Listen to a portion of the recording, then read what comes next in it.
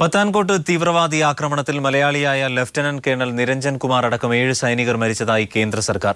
4 തീവ്രവാദികളെ കൊലപ്പെടുത്തി. വ്യോമസേനാ താവളത്തിൽ 2 തീവ്രവാദികൾ ഒളിച്ചിരിക്കുന്നതായും കേന്ദ്ര പ്രതിരോധ സെക്രട്ടറി ദില്ലിയിൽ അറിയിച്ചു. ഇവരെ സൈന്യം വളഞ്ഞിരിക്കുകയാണ്. ആക്രമണം പുരോഗമിക്കുന്നു. പാലക്കാട് സ്വദേശിയാണ് മരിച്ച ലഫ്റ്റനന്റ് കേണൽ നിരഞ്ജൻ കുമാർ. അതേസമയം ദില്ലിയിൽ പ്രധാനമന്ത്രിയുടെ നേതൃത്വത്തിൽ ഉന്നതതല യോഗം ചേർന്നു. തീവ്രവാദികളെ നേരിടാൻ പത്താൻകോട്ടിലെത്തിയ NSG സംഘത്തിലെ ലഫ്റ്റനന്റ് കേണലാണ് നിരഞ്ജൻ. കഴിഞ്ഞ ദിവസം സൈന്യം വധിച്ച തീവ്രവാദിയുടെ ശരീരത്തിലെ ഉഗ്രശേഷിയുള്ള ഗ്രനേഡ് നീക്കം ചെയ്യുന്നതിനിടെ പൊട്ടിത്തെറിച്ചാണ് നിരഞ്ജൻ കുമാർ മരിച്ചത്. ഒപ്പമുണ്ടായിരുന്ന 5 NSG കമാൻഡോകൾക്കും പരിക്കുപറ്റി. പത്താൻകോട്ട് ആക്രമണത്തിൽ മൊത്തം 12 NSG കമാൻഡോകൾക്കും 8 വ്യോമസേനാ അംഗങ്ങൾക്കും പരിക്കേറ്റിട്ടുണ്ട്. വ്യോമസേനയിലെ 6 സുരക്ഷാ ഉദ്യോഗസ്ഥരും മരിച്ചതായി കേന്ദ്ര പ്രതിരോധ സെക്രട്ടറി രാജീവ് മഹർഷി ദില്ലിയിൽ അറിയിച്ചു. Insofar as NSG is concerned, this morning at about 10 o'clock, while searching the body of a dead terrorist, there seems to have been an accident with an explosive, either a grenade or another form of explosive. Unfortunately, the leader of the team, Lieutenant Colonel Niranjan E.K., later on succumbed to his injuries. അതേസമയം 2 തീവ്രവാദികൾ വ്യോമസേനാ കേന്ദ്രത്തിൽ ഒളിച്ചിരിക്കുന്നു. ഇവരെ സൈന്യം വളഞ്ഞിട്ടുണ്ട്. കീഴ്പ്പെടുത്താനുള്ള സൈന്യത്തിന്റെ ശ്രമങ്ങൾ അന്തിമഘട്ടത്തിലാണെന്ന് air marshal Anil ഘോഷാല അറിയിച്ചു. The operations continued and by evening yesterday, as the secretary said, 4 of them were neutralized.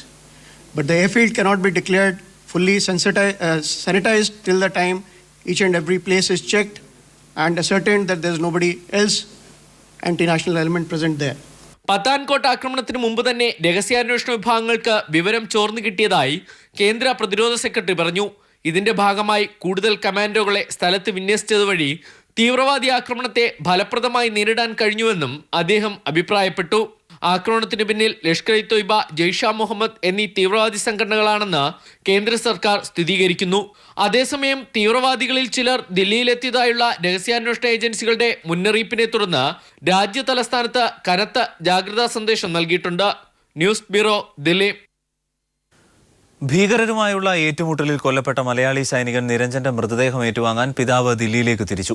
നാളെ പാലക്കാട് എളമ്പുലശ്ശേരി UP സ്കൂളിൽ മൃതദേഹം പൊതുദർശനത്തിന് വെച്ച ശേഷം കുടുംബ വീട്ടിൽ സംസ്കരിക്കും. ലഫ്റ്റനന്റ് കേണൽ നിരഞ്ജൻ കുമാറിന്റെ മരണവിവരമറിഞ്ഞ് നിരവധി പേരാണ് മണർകാട്ടെ കളരിക്കൽ വീട്ടിലെത്തുന്നത്.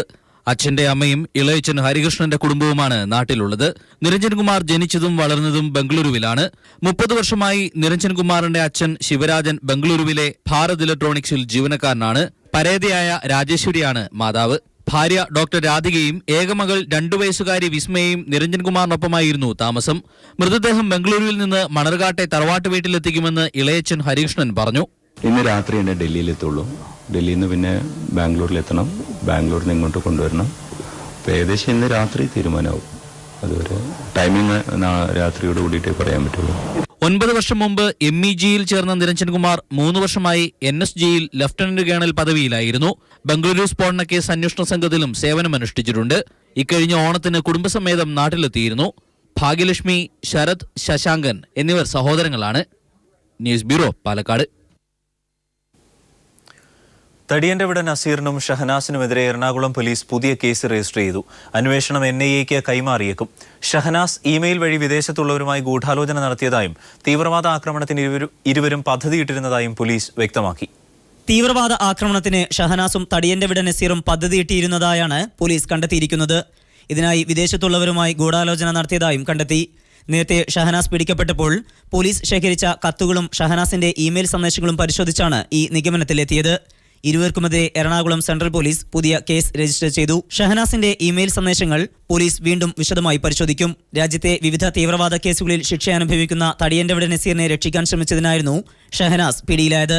തീവ്രവാദ കേസായതിനാലും വിദേശ ബന്ധമുള്ളതിനാലും ഈ കേസ് ദേശീയ അന്വേഷണ ഏജൻസിക്ക് കൈമാറും.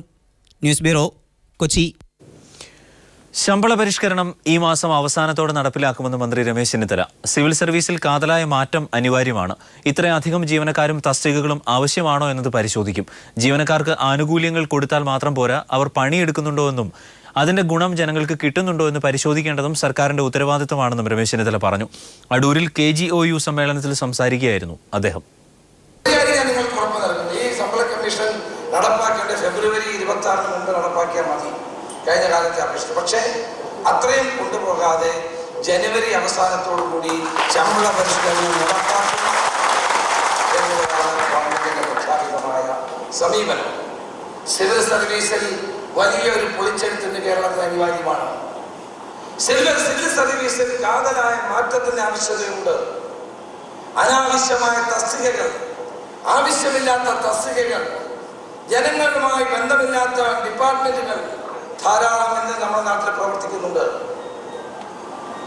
അത്രയും കാര്യക്ഷമത ഉണ്ടാക്കാൻ വേണ്ടി അത്രയും ഡിപ്പാർട്ട്മെന്റുകൾ ആവശ്യമുണ്ടോ എന്ന് പരിശോധിക്കേണ്ടിയിരിക്കുന്നു. അണികൾക്ക് മുസ്ലിം ലീഗിന്റെ കർശന നിർദ്ദേശം. മുന്നണി മര്യാദ ലംഘിച്ചാൽ കർശന നടപടി സ്വീകരിക്കുമെന്നാണ് ലീഗിന്റെ നിർദ്ദേശം. നിർദ്ദേശം പാലിച്ചില്ലെങ്കിൽ അത് അച്ചടക്ക ലംഘനമായി കണക്കാക്കുമെന്നും പാണക്കാട് ഹൈദരലി ശിഹാബ് തങ്ങൾ പറഞ്ഞു. മറ്റ് ഘടകകക്ഷികളും ഇക്കാര്യം ശ്രദ്ധിക്കണമെന്നും ലീഗ് വ്യക്തമാക്കി.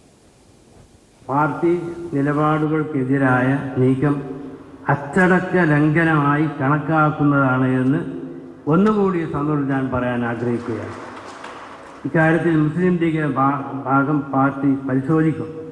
മുന്നണിയിലെ മറ്റു ഘടകകക്ഷികളും ഇക്കാര്യത്തിൽ പരിശോധിച്ച് പരിഹാരം ഉണ്ടാക്കേണ്ടതാണ്. ഐക്യത്തോടെ മുന്നേറിയപ്പോഴൊക്കെ നാം ഇവിടെ ഐക്യത്തോടു കൂടി മുന്നേറിയപ്പോൾ ഒരു വൻ വിജയം നേടാൻ നമുക്ക് കഴിഞ്ഞിട്ടുണ്ടെന്ന് ചരിത്രം സാക്ഷിയാണ്. Indian martial arts academy CPIM പിന്തുണയോടെ കണ്ണൂർ ജവഹർ സ്റ്റേഡിയത്തിൽ സംഘടിപ്പിച്ച യോഗ പ്രദർശനത്തിൽ 1200-ൽ പരം യോഗ പഠിതാക്കൾ പങ്കെടുത്തു. സാമൂഹ്യ സാംസ്കാരിക രാഷ്ട്രീയ രംഗത്തെ പ്രമുഖരടക്കം നൂറുകണക്കിന് ആളുകളാണ് യോഗ പരിശീലനത്തിന്റെ ജനകീയ മുഖം കാണാൻ കണ്ണൂർ ജവഹർ സ്റ്റേഡിയത്തിൽ എത്തിയത്.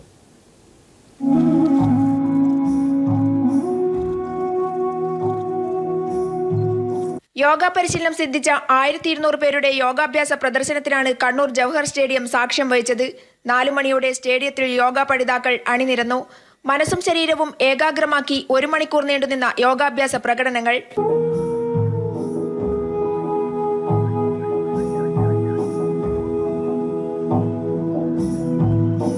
യോഗ ഈശ്വരവിശ്വാസികൾക്ക് മാത്രമല്ല, അത് എല്ലാ മനുഷ്യന്റെയും ശാരീരികവും മാനസികവുമായ ആരോഗ്യത്തിന്റെ ഭാഗമാണെന്ന് യോഗ പ്രദർശനം ഉദ്ഘാടനം ചെയ്ത് മാനവ ഏകതാ മിഷൻ ആചാര്യൻ ശ്രീ M പറഞ്ഞു. പേര് എന്തായാലും ചെയ്യാം, എൻ്റെ റിലിജൻ മതം എന്തായാലും ചെയ്യാം, എൻ്റെ ജാതി എന്താ, ഇതിൽ അങ്ങനെ ഒന്നുമില്ല. ആര് യോഗ പ്രാക്ടീസ് ചെയ്യാൻ ആരാണ് ക്വാളിഫൈഡ് എന്ന് ചോദിക്കുകയാണെങ്കിൽ അതിൽ ഇൻട്രസ്റ്റ് ഉള്ളവരെല്ലാം ക്വാളിഫൈഡ് ആണ്. ജവഹർ സ്റ്റേഡിയം നിറഞ്ഞ കാണികൾക്കിടയിൽ കാഴ്ചക്കാരായി CPIM പോളിറ്റ് ബ്യൂറോ അംഗം പിണറായി വിജയനും സംസ്ഥാന സെക്രട്ടറി കോടിയേരി ബാലകൃഷ്ണനും. പ്രദർശനം നിയന്ത്രിച്ച് നേതാക്കൾ P.J. Rajan, M.V. Govindan master, M.B. Jayarajan, P.K. Shrimati MP, K.K. Ragesh തുടങ്ങിയവരും സാമൂഹ്യ സാംസ്കാരിക രാഷ്ട്രീയ രംഗത്തെ പ്രമുഖരും അണിനിരന്നതോടെ പരമ്പരാഗത ആരോഗ്യ പരിശീലനങ്ങളെയും പാരമ്പര്യ അയോധന മുറകളെയും അന്ധവിശ്വാസത്തിന്റെയും മതത്തിന്റെയും ഭാഗമാക്കി മാറ്റാനുള്ള വർഗീയ ശിഥിലീകരണ ശക്തികളുടെ ശ്രമത്തിന് ശക്തമായ പ്രതിരോധമായി മാറുന്ന കാഴ്ചയാണ് ജവഹർ സ്റ്റേഡിയം സാക്ഷ്യം വഹിച്ചത്. PV Joshila, news bureau, Kannur. Kannur Chakkarakkal പള്ളിയാംകോവിലിന് സമീപം CPIM പ്രവർത്തകർക്ക് നേരെ ബോംബാക്രമണം. സമേഷ്, രാജേഷ് എന്നിവർക്ക് നേരെയാണ് ആക്രമണം നടന്നത്. ഗുരുതര പരിക്കുകളോടെ കണ്ണൂർ AKG ആശുപത്രിയിൽ പ്രവേശിപ്പിച്ച സമേഷിനെ വിദഗ്ധ ചികിത്സയ്ക്കായി കോഴിക്കോട് മെഡിക്കൽ കോളേജ് ആശുപത്രിയിലേക്ക് മാറ്റി. കണ്ണൂർ ചക്കരക്കൽ ചെമ്പിലോട് പള്ളിപ്പൊയിൽ കോവിലിന് സമീപമാണ് CPIM പ്രവർത്തകർക്കു നേരെ ബോംബാക്രമണമുണ്ടായത്. ബൈക്കിൽ സഞ്ചരിക്കുകയായിരുന്ന തലമുണ്ട സ്വദേശി സമേഷ്, രാജേഷ് എന്നിവർക്കു നേരെയാണ് ആക്രമണമുണ്ടായത്. ഗുരുതര പരിക്കേറ്റ സമേഷിനെ കണ്ണൂർ AKG ആശുപത്രിയിൽ നിന്നും വിദഗ്ധ ചികിത്സയ്ക്കായി കോഴിക്കോട് ബേബി മെമ്മോറിയൽ ആശുപത്രിയിലേക്ക് മാറ്റി. രാജേഷ് AKG ആശുപത്രിയിൽ ചികിത്സയിലാണ്. ആദ്യം 2 ബോംബ് എറിഞ്ഞ സമയത്ത് വെഹിക്കിളിൽ ഇറങ്ങി തോന്നുന്നത്, ബൈക്ക് സ്പ്ലിഡായിട്ട് വേഗം ഇവൻ ഇറങ്ങി എന്നാണ് തോന്നുന്നത് എനിക്ക്. അപ്പാടനെ പിന്നത്തെ ഇവൻ്റെ കാക്കാന്ന് അവർ എറിഞ്ഞത്, ബോംബ് എറിഞ്ഞിട്ടുണ്ടായത്. അല്ല, ഈ ചക്കി, ഷിനോജി, ശിശിർ, പിന്നെ ലെനീഷ്, പിന്നെ ശിശിറിൻ്റെ അനിയ ഷെരോണ്, ഷിനിലി, ഇവരെല്ലാം ഒരു 6 ആൾക്കാരാണ് അവിടെ സംഘടിച്ച് നിന്നിട്ടുണ്ടായത്. RSSകാരാണ്, രാഷ്ട്രീയ വിരോധകാരണം തന്നെ ചെയ്തിട്ടുണ്ടായത്. കണ്ണൂരിലെ സമാധാനാന്തരീക്ഷം തകർക്കാനുള്ള RSSന്റെ ഗൂഢശ്രമങ്ങളുടെ ഭാഗമാണ് ആക്രമണമെന്നും RSSന്റെ ഇരട്ട മുഖമാണ് കണ്ണൂരിൽ കാണുന്നതെന്നും CPIM ജില്ലാ സെക്രട്ടറി P.J. രാജൻ പറഞ്ഞു. ഒരു ഭാഗത്ത് ആക്രമണം നിർത്തി ചർച്ചയ്ക്ക് തയ്യാറാണെന്ന് മോഹൻ ഭാഗവത് പറയുകയും മറുഭാഗത്ത് CPIM പ്രവർത്തകരെ ബോംബെറിഞ്ഞും വെട്ടിയും RSS കൊല്ലാൻ ശ്രമിക്കുകയും ചെയ്യുകയാണെന്നും അദ്ദേഹം പറഞ്ഞു. ഒരു ഭാഗത്ത് അക്രമ രാഷ്ട്രീയം അവസാനിപ്പിക്കുന്നതിന് വേണ്ടി ചർച്ച നടത്തും എന്ന് പ്രഖ്യാപിക്കുക, മറുഭാഗത്ത് മാരകമായിട്ടുള്ള നിലയിൽ ഉള്ള ബോംബുകൾ ഉപയോഗിച്ച് CPM-നെ കടന്നാക്രമിക്കും. ഇരട്ട നാവ് കൊണ്ട് സംസാരിക്കുന്ന ഫാസിസ്റ്റ് സ്വഭാവമുള്ള ശക്തിയാണ് RSS എന്ന് ഒരിക്കൽ കൂടി തെളിയിച്ചിരിക്കുകയാണ്. സംഭവ സമയം പരിസരത്തുണ്ടായിരുന്ന സഫിയ എന്ന സ്ത്രീക്കും പരിക്കേറ്റിട്ടുണ്ട്. News bureau, Kannur. അന്തരിച്ച CPI മുൻ ജനറൽ സെക്രട്ടറി AB ബർദന് പാർട്ടി പ്രവർത്തകരുടെ അന്ത്യാഞ്ജലി. മൃതദേഹം നാളെ CPI ദേശീയ ആസ്ഥാനമായ അജോയ് ഭവനിൽ പൊതുദർശനത്തിന് വയ്ക്കും. ഉച്ചയ്ക്ക് ശേഷമാണ് സംസ്കാരം. ധിഷണയോടെ പാർട്ടിയെ നയിച്ച നേതാവായിരുന്നു AB ബർദൻ എന്ന് CPI general secretary Sudhakar Reddy Kairali People TVയോട് പറഞ്ഞു. ആദർശങ്ങളിൽ ഉറച്ച വ്യക്തിത്വമായിരുന്നു AB ബർദൻ എന്ന് പ്രധാനമന്ത്രി നരേന്ദ്രമോദി അനുസ്മരിച്ചു. അന്തരിച്ച CPI നേതാവ് AB ബർദന് സമൂഹത്തിന്റെ നാനാതുറകളിൽ നിന്നും അന്ത്യാഞ്ജലി. ബർദന്റെ വിയോഗത്തിൽ പ്രധാനമന്ത്രി നരേന്ദ്രമോദി അനുശോചിച്ചു. തന്റെ ആദർശങ്ങളിൽ ഉറച്ചുനിന്ന വ്യക്തിത്വമായിരുന്നു ബർദനെന്ന് മോദി അനുസ്മരിച്ചു. നിരവധി പാർട്ടി പ്രവർത്തകർ ആദരാഞ്ജലികൾ അർപ്പിക്കാൻ CPI ആസ്ഥാനത്ത് എത്തിച്ചേരുന്നുണ്ട്. നാളെ രാവിലെ 10 മണി മുതൽ CPI കേന്ദ്ര കമ്മിറ്റി ഓഫീസായ അജോയ് ഭവനിൽ AB ബർദന്റെ ഭൗതിക ശരീരം പൊതുദർശനത്തിന് വയ്ക്കും. ഉച്ചയ്ക്ക് ശേഷം നിഗംബോധിലെ വൈദി ശ്മശാനത്തിൽ സംസ്കാരം നടത്തും. തീക്ഷ്ണതയോടെ പാർട്ടിയെ നയിച്ച നേതാവായിരുന്നു AB ബർദൻ എന്ന് CPI general secretary Sudhakar Reddy പറഞ്ഞു. He tried to teach the values of the communists.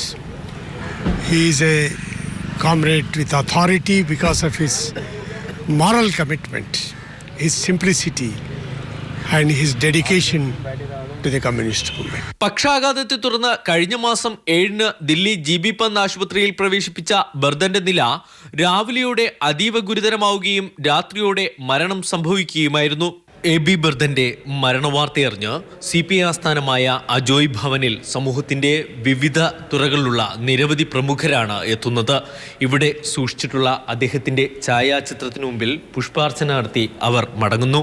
CPI ആസ്ഥാനമായ അജോയ് ഭവനിൽ നിന്നും cameraman Gopi കടലൂരിനൊപ്പം Santhosh സർലിംഗ്. Phone call മുറിഞ്ഞാൽ ഉപഭോക്താവിന് ടെലികോം കമ്പനി നഷ്ടപരിഹാരം നൽകണമെന്ന് telecom authority of India. Mobile phone സംഭാഷണങ്ങൾ മുറിഞ്ഞു പോകുന്നത് തുടർക്കഥയായതോടെയാണ് ടെലികോം കമ്പനികൾക്ക് കർശന നിർദ്ദേശങ്ങളുമായി ട്രായ് രംഗത്തെത്തിയത്.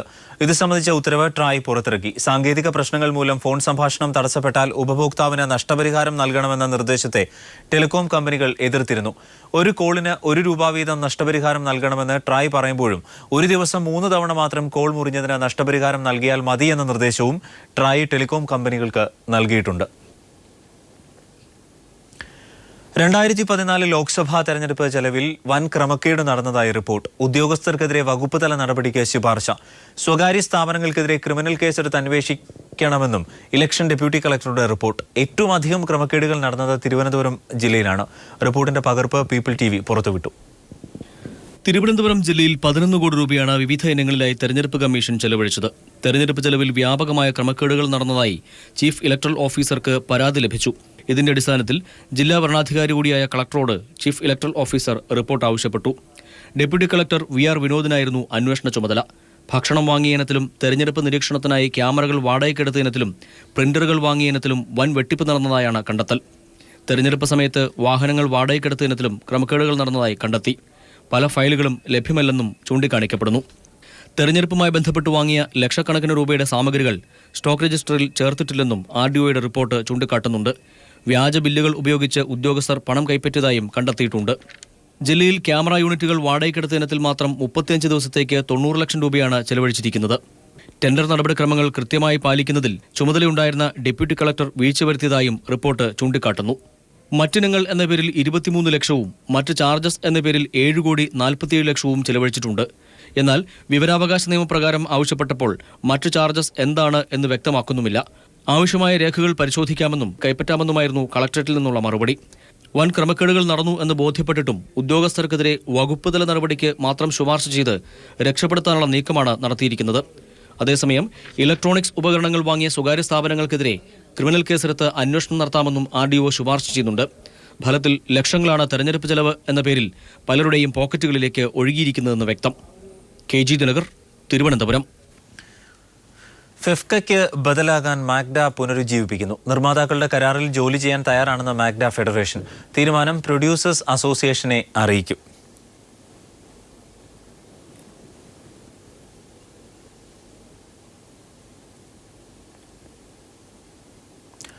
2015 സ്വരലയ കൈരളി യേശുദാസ് പുരസ്കാരം സംഗീത സംവിധായകൻ ഔസേപ്പച്ചന്. സമഗ്ര സംഭാവനയ്ക്കുള്ള പുരസ്കാരം പിന്നണി ഗായിക വാണി ജയറാമിനും ലഭിച്ചു. മുൻ സാംസ്കാരിക മന്ത്രി MA ബേബി അധ്യക്ഷനായ ജൂറിയാണ് പുരസ്കാരം നിർണയിച്ചത്. ജനുവരി അവസാന വാരം തിരുവനന്തപുരത്ത് ഡോക്ടർ KJ യേശുദാസ് പുരസ്കാരം സമ്മാനിക്കും. 35 വർഷത്തിലേറെയായി മലയാള സിനിമാ സംഗീതത്തിലെ സജീവ സാന്നിധ്യമാണ് ഔസേപ്പച്ചനെന്ന് ജൂറി വിലയിരുത്തി. മലയാളിക്ക് പ്രിയപ്പെട്ട വാണി ജയറാമിനാണ് സമഗ്ര സംഭാവനയ്ക്കുള്ള പുരസ്കാരം.